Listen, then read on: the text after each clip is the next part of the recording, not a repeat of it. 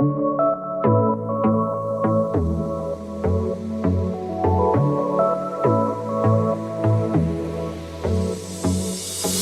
everyone. Welcome back to the Nuance Needed podcast. I'm Amanda White. And this is Sam Dalton. We're going to talk about, I think, a couple of things. We'll see where this episode goes. But we're going to talk about, I think, a lot of the misinformation about what therapy is online. Yeah, I think people not understanding what therapy is, what actually happens in session and in the client therapist dynamic, like as sessions go on, but also I think what people are not understanding online, like through online discourse and commentary of what therapy is and therapy speak, and how people, I think you and I have both said it feels sometimes like people willfully misunderstand us and our content. Yeah. Yeah. And I think it's hard because if you push back on therapy speak, because people think therapy speak is therapy, they think you're pushing back or invalidating therapy. And from our perspective, it's like therapy speak is so not therapy. That is why we're speaking out against it, because it is causing harm. Because you brought up before we started recording, there is this pervasive narrative now where therapy is just endless validation. And people like Scott Galloway are getting on podcasts and saying maybe people don't need therapy because it's just an endless validation circle. And that's absolutely not true. And it's so frustrating because, you know, I see it as this narrative that has changed of, right, like therapy was embarrassing and it was for people who had serious problems like 10 years ago. And now we've done a lot of work of destigmatizing it to the point where sometimes it's like, having a therapist is cool and it shows growth. And of course, I think we've critiqued how overly wanting to, you know, have a mental health diagnosis isn't great either. But through that, it's become this like polarized dynamic of you either love therapy and you're going to be in therapy for forever and it's a huge part of your identity and you just want to be validated all the time, or you're against therapy because you're against that. And we've skipped the nuance again. I think what has been misunderstood is, I think at a high level, some of that stigma still exists, which is, I think people assume that there is a world for people that are severely mentally ill, severe depression, severe anxiety, severe trauma. There's now kind of this assumption that like they deserve it. Right? Like those people should be going. They are the ones that quote unquote need it. And then everybody else underneath, I feel like it's started this war where people are like, well, nothing bad happened to you. You haven't been through anything. You don't have this diagnosis for real. Why are you going to talk to this person? And then there's the other side that's like everybody all the time should be in therapy. I've been in therapy for 15, 20 years and it's changed my life and it's all good or it's all bad. Yep. Because of the online discourse. And we know the algorithms and our echo chambers and all of that. Where I fall is in the middle, which is I do agree that I think anybody at any point could benefit from talking to a therapist. What I think gets lost is that just because you are going to therapy does not immediately mean you are doing intensive trauma work. You are doing intensive symptom management. You are doing really, really deep lifestyle work, right? And day-to-day living work. A lot of times I've been finding in the last couple of years, the people that I've worked with, that a lot of it is they've just never felt they've had a chance in their life to really articulate their inner world and to really make sense of what their inner experience has been in their own life. And when I hear therapy speak really is just psychoeducation. It's terminology that we as professionals have learned either through education, through study, through research, through observation, to make sense of common experiences for people. And so when I introduce psychoeducation in my session with my clients, which I do regularly, what I'm really inviting them there to do is actually explore how they relate to something. Mm-hmm. I'm not telling them that that is definitively their experience. Yeah. I am offering them something and empowering them to look at it critically and say, do I feel this fits my life, what I've been through, my experience, my relationships, my decisions? Does this fit me? Mm-hmm. And the terminology itself, whatever word, phrase, concept you want to put in there, that's a neutral thing. It's not a moral thing, Mm-hmm. right? It's not good, it's not bad. It's just a neutral term that someone then gets to decide their meaning of that word through their own lens, Mm-hmm. right? And if it fits what they've been through, if it doesn't. And I think that is what is getting missed a lot in therapy and for therapists that do provide good therapy. Mm-hmm. Because like any industry, there are therapists that I don't think are very good. Yeah. And I've seen some on a professional level that I'm like, ugh, like, I don't know about you mm-hmm. and your approach. But I think there's a lot of therapists doing incredible, incredible work that has nothing to do with just constantly telling somebody why they're right and why everybody is wrong and why they've never done anything wrong because they've been through a BCD mm-hmm. situation. That's just simply fallacy. Yeah. And it's not how it works. Yeah. Like there's truth where I think, sure, there are probably some people that are in good, stable places and maybe they don't necessarily need to talk to somebody, mm-hmm. right? There's not a pressing, urgent need. But I think to come and kind of be like, I wonder why I did choose this career. Mm-hmm. Or I have like a really big decision in front of me and I don't know what to do mm-hmm. about it. And I'm not quite sure why it feels so hard for me to make a commitment. Or, man, my dating has just like sucked. And I think maybe I'm part of the problem, but I don't know what I'm contributing to that problem, right? Like, it's not just like, oh my gosh, I was sexually abused or sexually molested as a child or an adult and now I have to go process it. Or I went to war or I have schizophrenia, right? Like those are actually very far ends of the bell curve mm-hmm. where a professional would say, I strongly recommend you speak to someone consistently and get treatment, mm-hmm. right? But there's the rest of us in the middle where it's like we've overcomplicated it so much and we've made it so intense. Mm-hmm. Even through trying to normalize it, I feel like any of the conversations around therapy have become incredibly intense. Mm-hmm. Even all the way to Secret Lives of Mormon Wives having an EMDR session on TV, which was so poorly done. I'm actually I'm quite shocked that that therapist was okay with that editing. Mm-hmm. I'm sure she might not have had a say. She didn't have editing power. Yeah, I'm sure she didn't have a say. Absolutely not. But I also, I don't know. I think I would have a really hard time agreeing to one of my sessions being filmed. Absolutely. I would professionally, I would have a very, very hard time with agreeing to that. More so for the privacy of what we're talking about. And I wouldn't ever want that space to be a reminder of feeling like someone was overexposed. Mm-hmm. And that is my fear with, I think, what's going on in that situation, but we can talk about that in a different episode. But anyway, that is kind of my word vomit feel.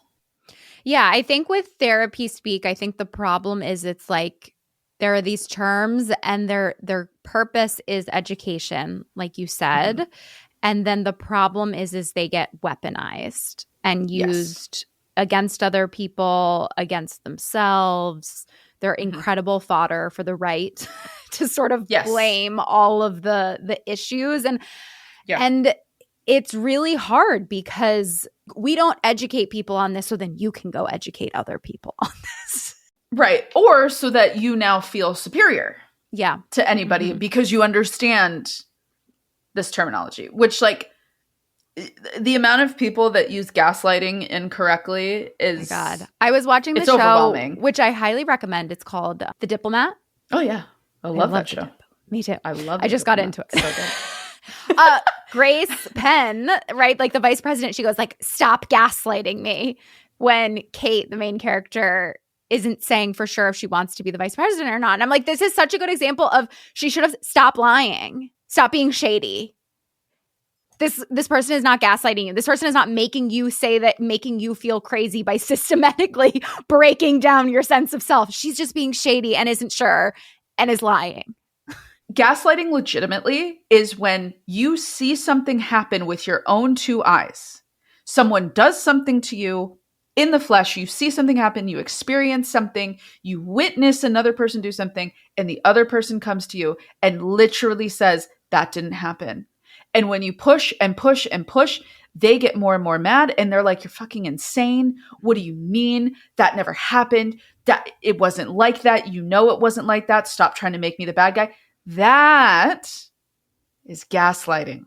Right? Gaslighting, the difference between lying and gaslighting. Lying is, I didn't do that.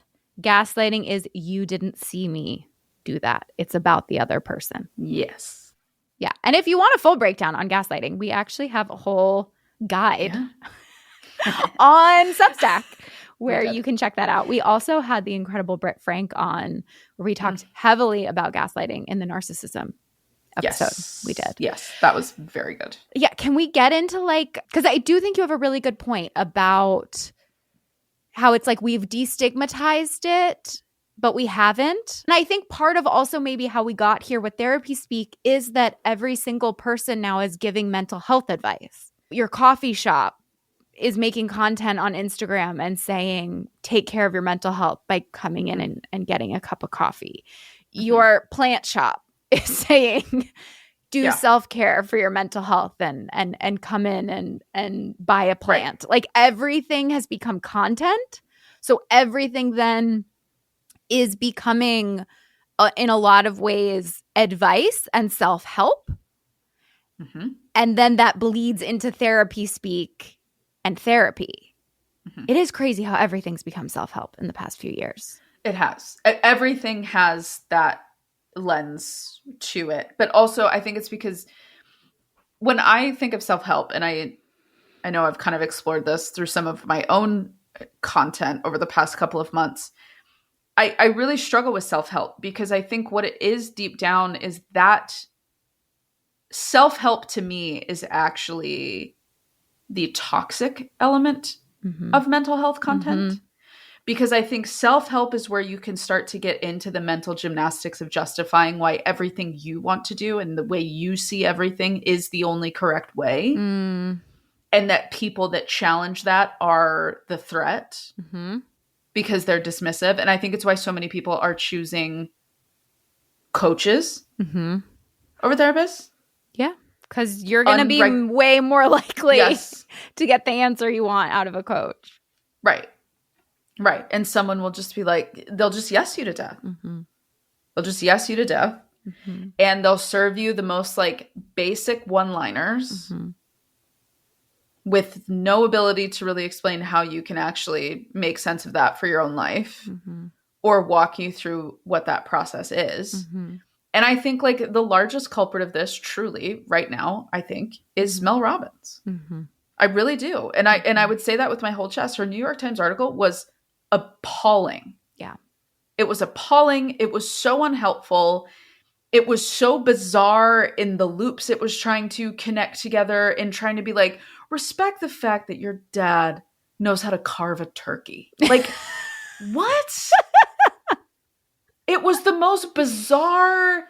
And then this guilt and shame frame around anybody saying like, nah, I don't want to do that. And kind of like, why can't we just be happy, guys? Let's just all be happy.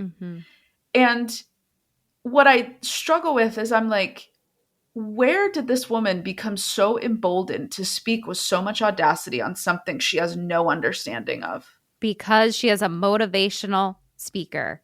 When I look at all of the people, all of the self-help people who are the worst, they're all motivational speakers.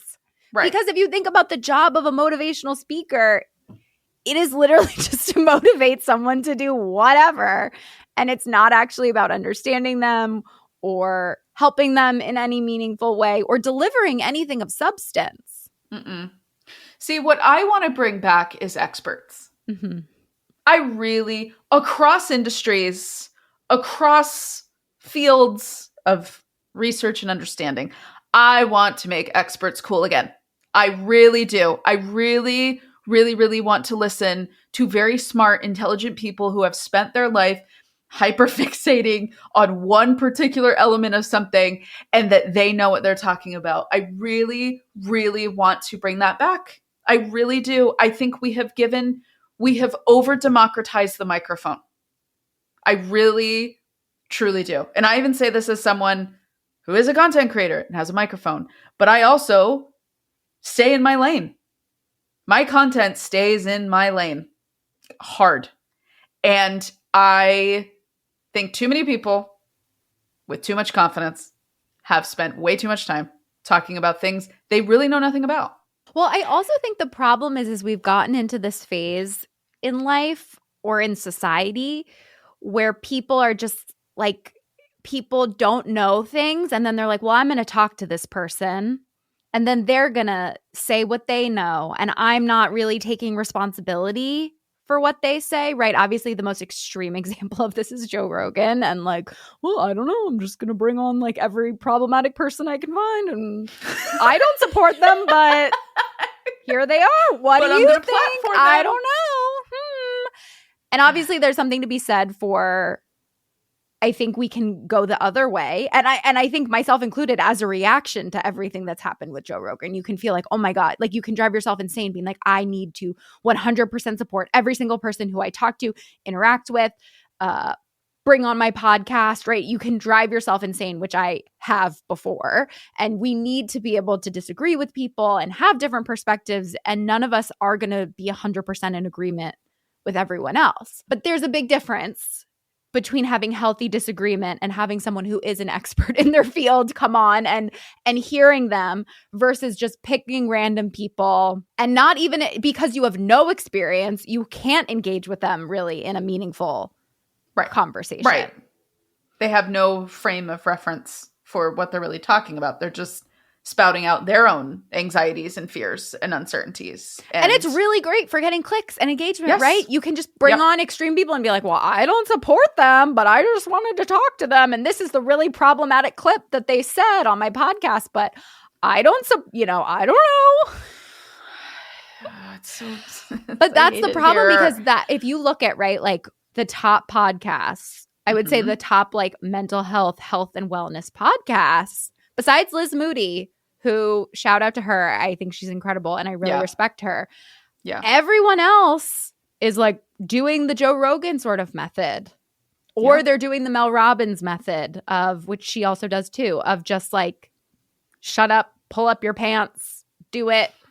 It's so easy. It's so easy. That's what drives me insane too, as I'm just like, anyone could write an article being like, respect your dad's ability to cut turkey and he's good, at the end of your life, what are you going to look back on? And that doesn't deal with reality. It doesn't deal with the complexity and the nuance. And it's so much easier to just be black and white, but that doesn't actually help people. No, it doesn't help people at all. And I think what you just laid out is like the ultimate segue back into like what people are not understanding about therapy and the misinformation surrounding therapy speak is that everybody sharing their experiences has merit because people need to know that they're not alone. It is incredibly powerful to recognize that this thing that you went through that made you feel so isolated and alone is a experience that millions of people have also had, right? There's a community there. You can come together. You can connect.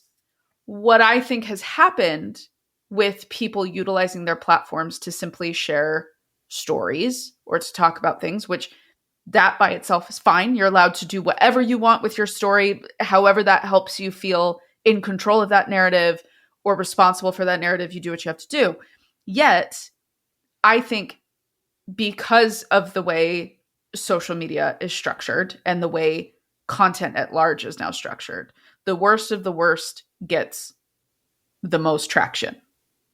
And I think there are a lot of people that see these stories day in, day out, scroll after scroll after scroll after scroll. They just see all these horrible things. And they then assume that that is the blanket experience for that particular situation. And I even think if we're going to talk about estrangement or just kind of like drive through that town for a second, what I try to remind any single person that I work with, whether this is professional, whether this is a friend, whether it's my own family, there is nothing that says you have to be estranged or no contact from your family. And I think what has happened is a lot of people seeing all of the I'm estranged, I'm no contact from my family content and stories. They've now assumed that people are just doing that because they want to. Yeah. They're like, so now everybody, because they see how horrible it is and they see how many people are doing it, and they're just sad for these families, and they're sad for these parents, and they're sad for this and that. So now what do? They're like, look at this trend. Look at young people being so spoiled and so selfish. And nothing is further from the truth. Because there's plenty of people that actually would identify themselves as estranged and are still in communication with their family. Right? Yeah. And also, I think a lot of people who are estranged would look at somebody who says like, oh, I got in a fight with my mom today and I think I'm going to go no contact. I think a lot of people who are actually in the community and doing that work would be like, please grow up. Like, that is not, Yeah. No, I think that's such a good point, Sam, because number one, we always have to be wary of the trends of like when gay marriage was legalized.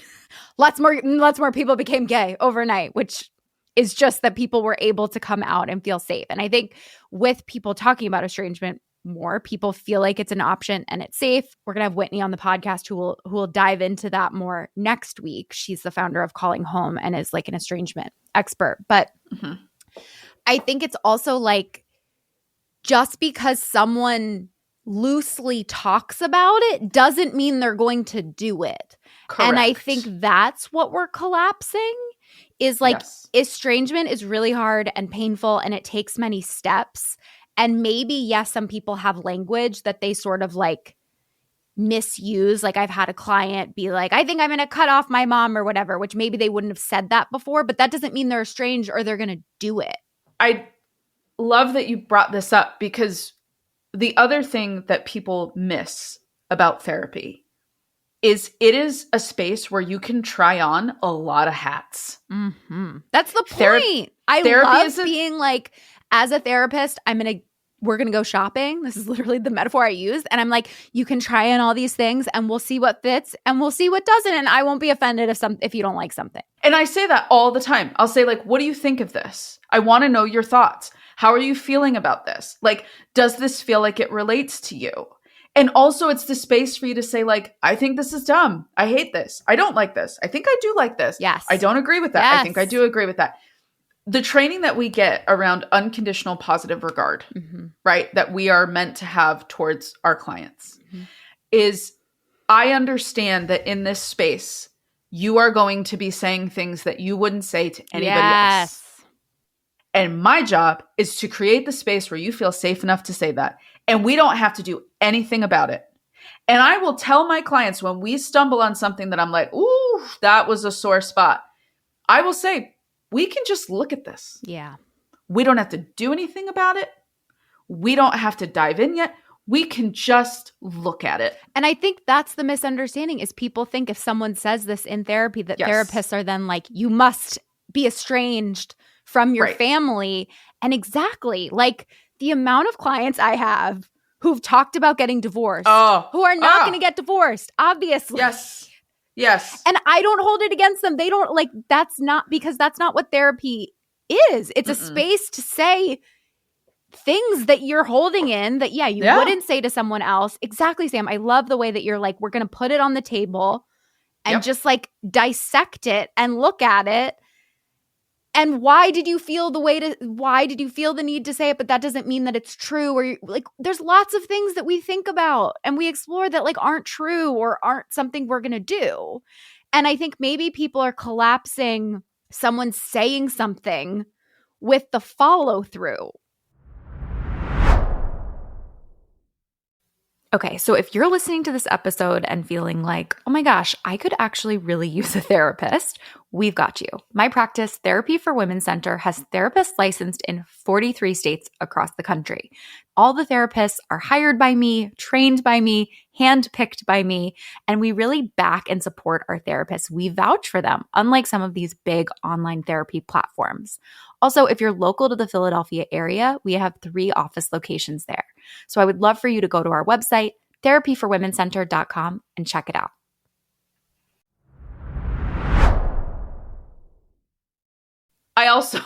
I've been wanting to add this for a long time. Yeah. I find it funny that the people that are the most against a concept like estrangement are the exact people who have children old enough to do that to them. Mm-hmm. Like, please, what are you afraid of? No. I know. What are you afraid of? What have you done to your kids? that you're afraid they're going to stop talking to you for. No one can do it. Like, I'm sorry, but build a good enough, like, beyond your child getting red pilled and going into the manosphere, which I still think like you have some control over in terms of like working on that relationship. But you should be, as a parent, working on your relationship with your kid from day one, not parenting them and then being like, hope our relationship lasts as you grow up and leave. Like, you should be preparing for this the whole time. Well, and also I think so many people, and this is across the board, and I think this ties into everybody wanting to feel validated in their experience, because when you are validated in the most toxic form, you have now been given a get out of jail free card for accountability. You and I both know that's not the true form of it. Right. But I think that's what a lot of people have read validation to be. Yes.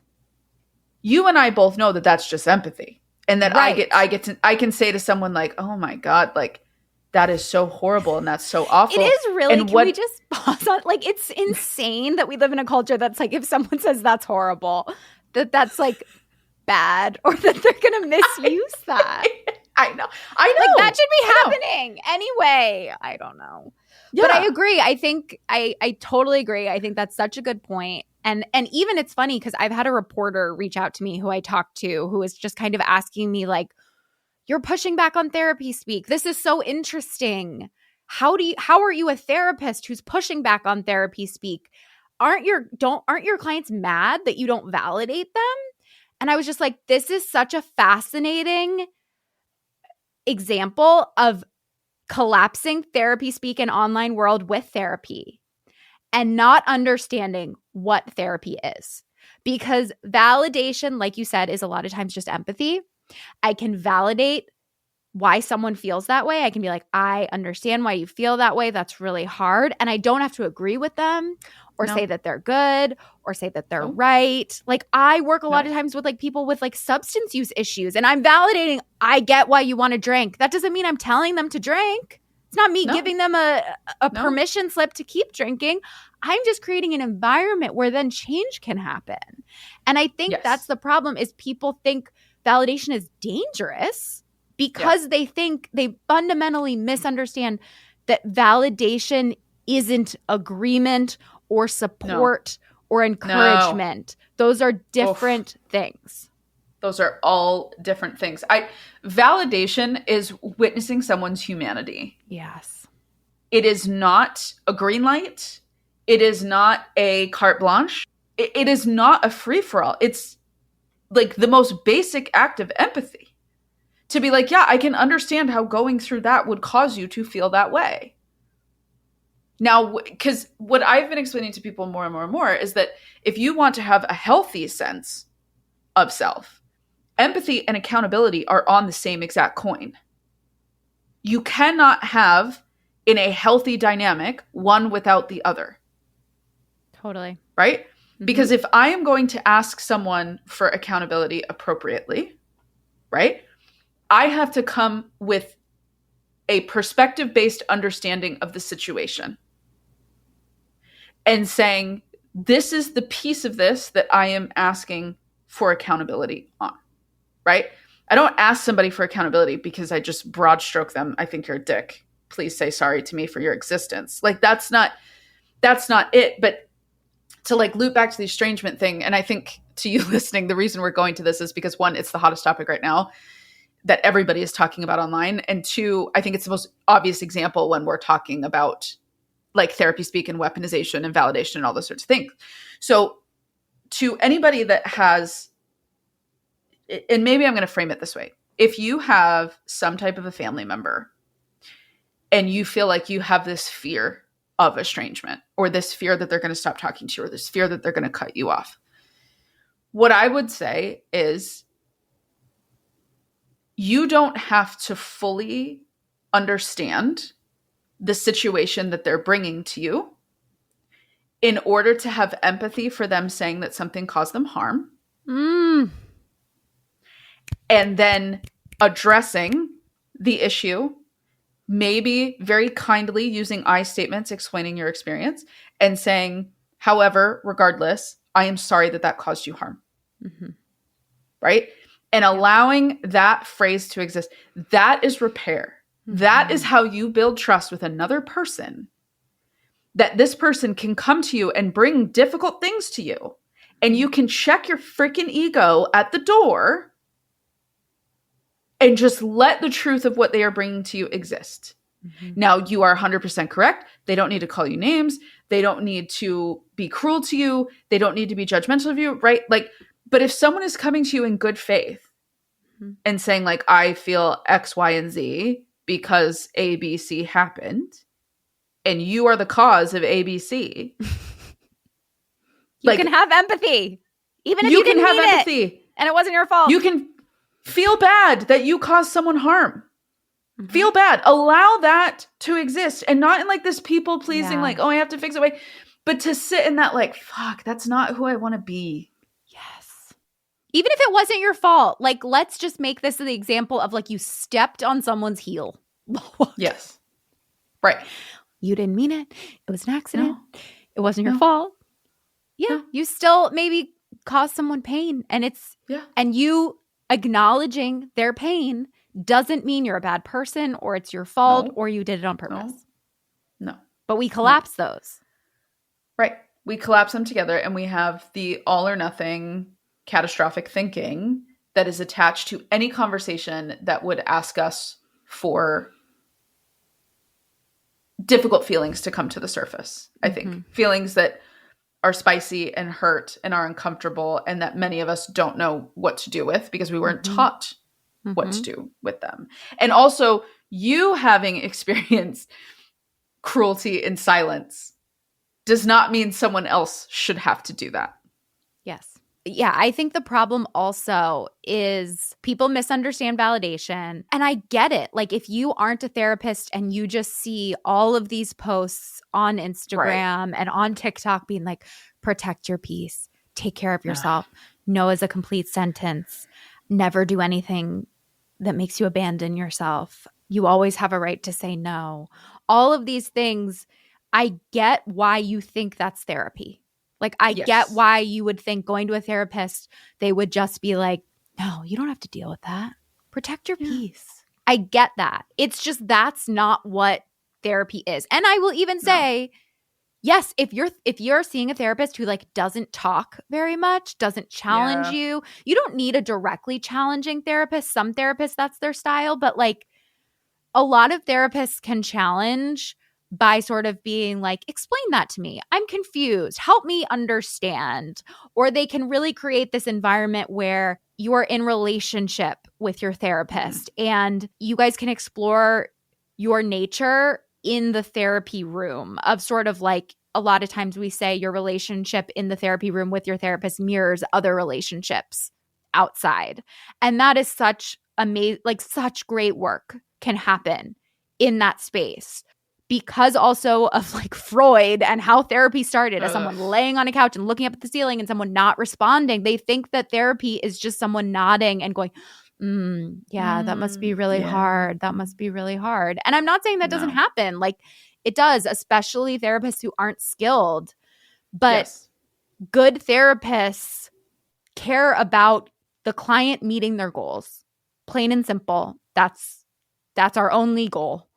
And yeah, like we can have a client whose goal is something that we don't necessarily agree with, and that's what we support.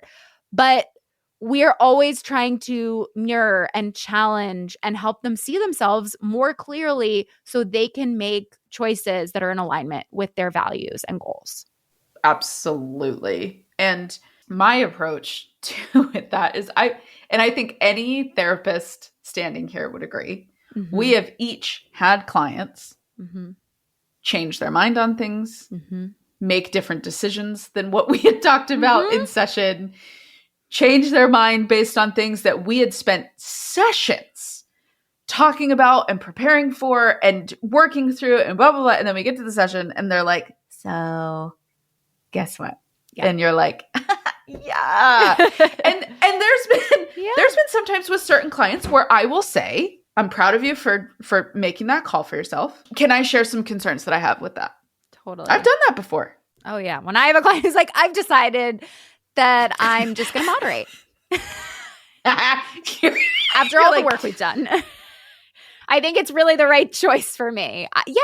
But part of being a therapist, which is different than a coach or other things, is you are trained to and some therapists fail at this, but you are trained to distinguish your own feelings about something from the work that you're doing. And you're trained to look at your biases and be like, is my biasy that this person, like this happens all the time in therapists who are like trained in 12-step programs. They don't accept moderation at all. But there's a difference between me watching a client fail at moderate for a year.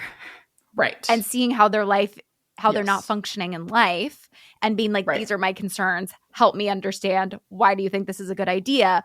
Versus just being like, no, this will never work and shutting it down. Yes. Yes. I want my clients to feel like every option is on the table. Yeah. Right? I want them to feel it. I always say in my intake sessions, my MO for the whole thing is to educate and empower. Mm-hmm.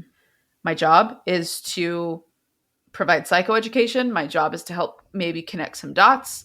My job is to kind of like give some perspective to why some people might do things or why they might react to something, right?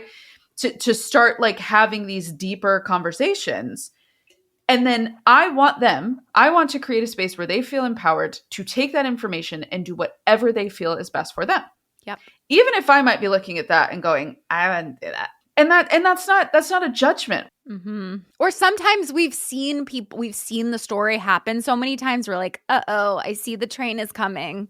Yep. But that's not our call to make. No. My job is to create that relationship that they know they can do whatever they feel they need to do, whether it is a success or a monumental flop, and we can come back together and we can hash through the why.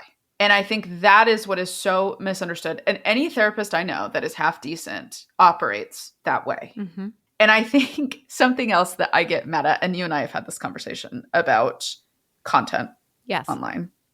Good therapists, good, ethical, caring, I want to do right by the world therapists make boring content. And not boring in that it's bad, but boring to the algorithm. Yeah, they're adding in nuance and We're trying to explain things, we're trying to make sense of things, we are trying to feel that we're still honoring our ethics in the things that we talk about and being aware of how things are interpreted and all of that. And coaches get to get on, average people get to get on, and they say whatever the hell they want. Mel has no constrictions. None of those. She's empowered by people, actually. Yes. Huberman has no restrictions. He can say whatever he wants. Yep. My concern is when they grab a concept that they have heard in passing or have had maybe one or two people briefly explain to them what these things mean.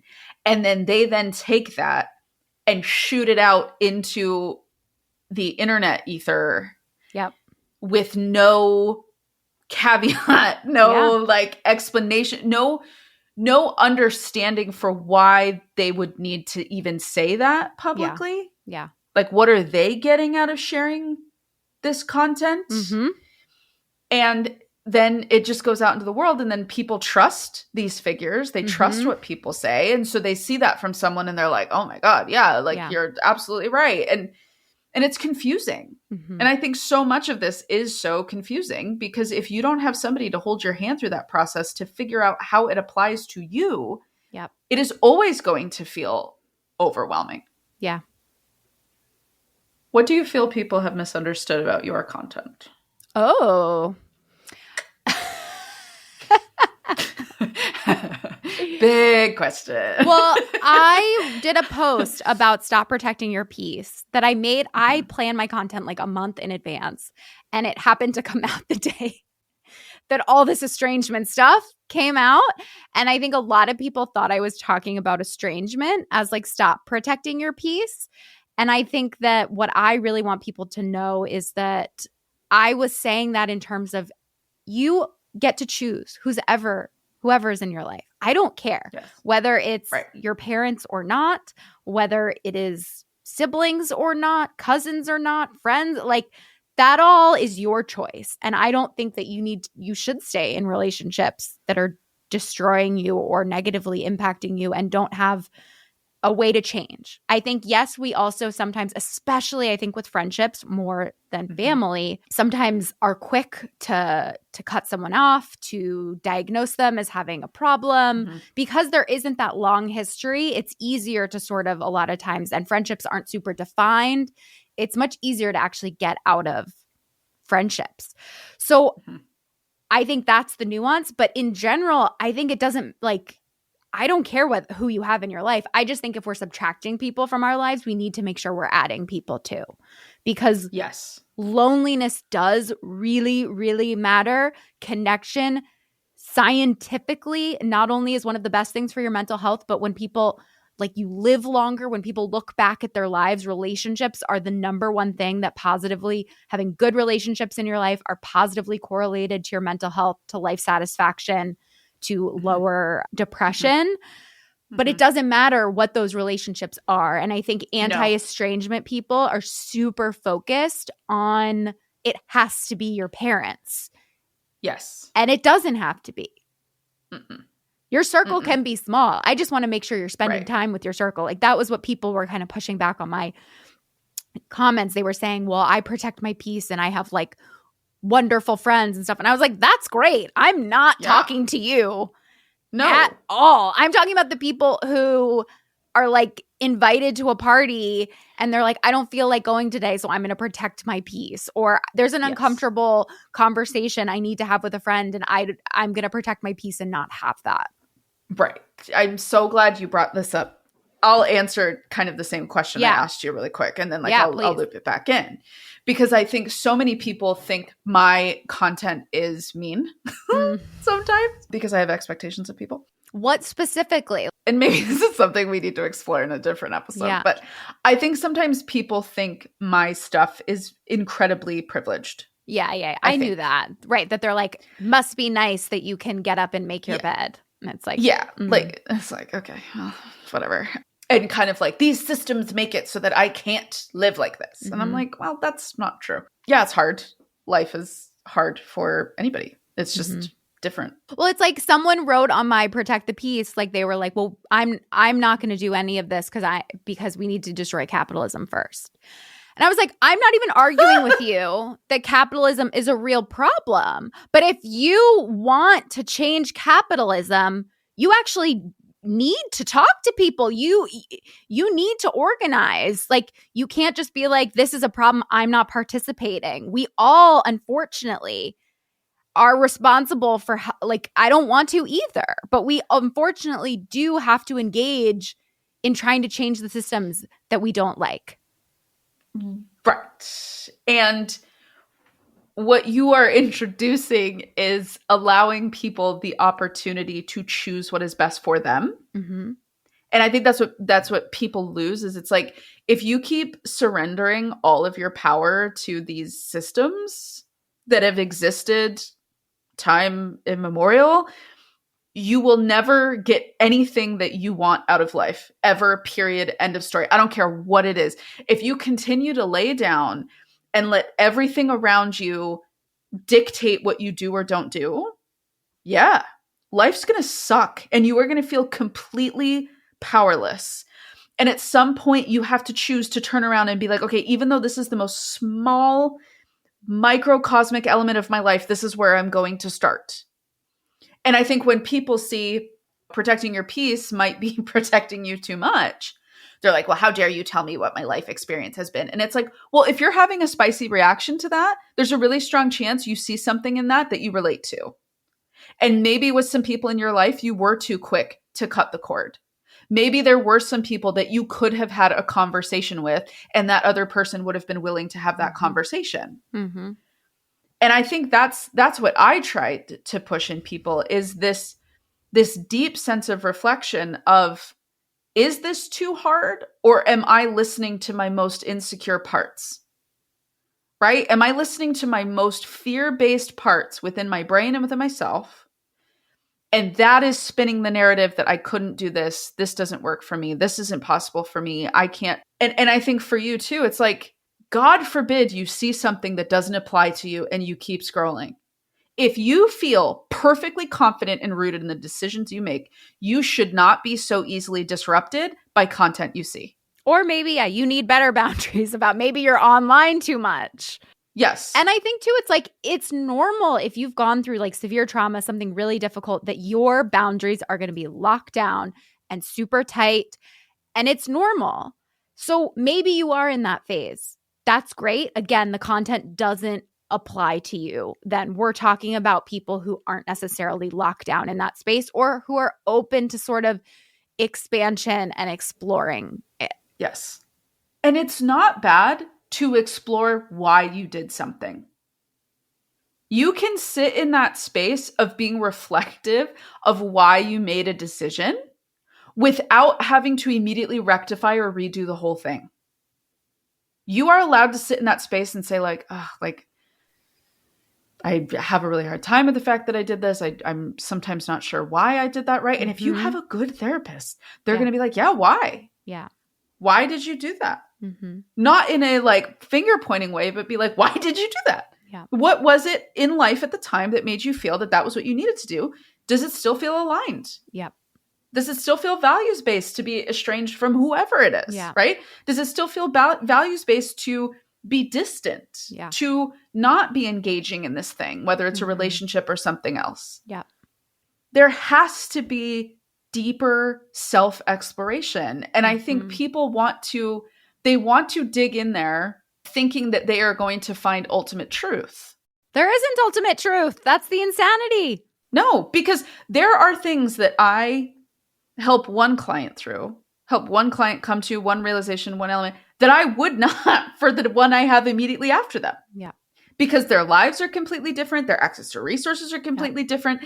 The concern that they have is completely different. It is so unique. Yeah. And let your unique life circumstance be that. Yeah. And let yourself practice some of that confidence in both of those directions, either having more confidence in what you've chosen, or also being open to, that could change. Yep. Circumstances have changed, and I'm willing to look at it differently. Totally. So, per usual, we have no answers. Lots of questions, lots of ideas. But this is, I feel like this is the core, like this is the core thing that we're always sort of wrestling with at Nuance Needed, is the overcorrect. How do we find the middle? How do we use these terms appropriately? And how do we like come back to our own values and live a life that is meaningful to us? Yes. We will be doing 2 rerun episodes in 2 weeks so that we can take a little break for the holidays. And a lot of you probably haven't heard them because they were really early episodes. Mm-hmm. So definitely, if you haven't listened, tune in to those. And as per usual, if you could do anything to get the word out about the pod, we had some, I don't want to use the word shocking, but I think some surprising stats from Spotify Wrapped that is all thanks to you and how vocal you've been about the pod and how much you've loved it and the loyalty that you have to us. And it literally means the world to us. And it's been the thing that's helped us carry on through this. with that, I continue to ask, and I will, because I'm willing to beat a dead horse. If you could rate, review, share, subscribe, anything that you can do to get the word out, commenting, letting us know on the episodes what you thought, what it brought up for you, ideas that you have for us. We always love to hear your thoughts and hear your feedback. And yeah, we'll see you next week. Bye.